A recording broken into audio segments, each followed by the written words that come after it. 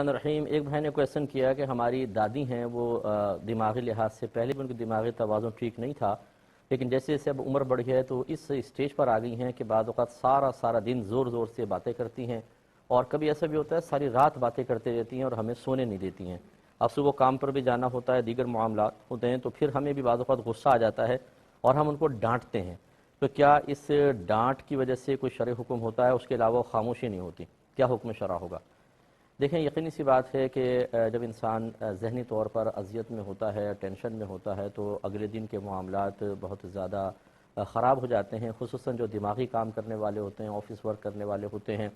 اب وہ اگر رات کو نیند ہی پوری نہیں ہوگی تو پھر اس پہ افیکٹ پڑے گا، اس سے افیکٹ پڑے گا، آپ صحیح کام نہیں کریں گے تو آپ کی تنخواہ بھی صحیح نہیں ہوگی، کیونکہ آپ صحیح تنخواہ کے پوری تنخواہ کے مستحق نہیں ہوں گے کہ کام نہیں، اور اس طرح صحت پر بھی منفی اثرات مرتب ہوتے ہیں، دماغ چڑچڑا ہو جاتا ہے وغیرہ وغیرہ۔ خلاصہ کلام یہ ہے کہ ایسی صورت میں کوئی بھی ایسا طریقہ علاج یا کوئی بھی ایسا طریقہ اختیار کرنا کہ جس سے ان اذیتوں سے آپ کو راحت ملے، یہ عین شریعت کے مطابق ہے، شریعت نے اس سے منع نہیں کیا ہے۔ مثال کے طور پر اگر آپ کے قریب کوئی ایسا ادارہ ہے جس میں اس قسم کے ذہنی معذور افراد کو اچھی دیکھ بھال کے ساتھ رکھا جاتا ہے اور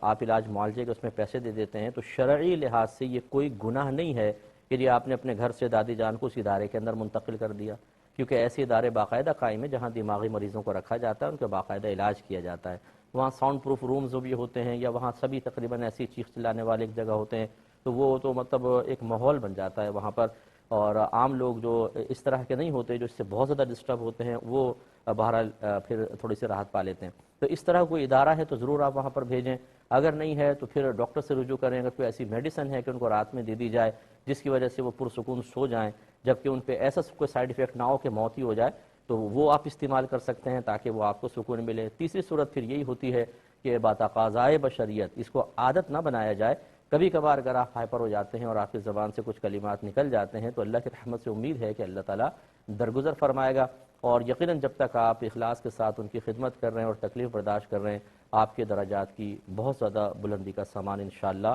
ہو رہا ہوگا۔ یہ کہ کہتے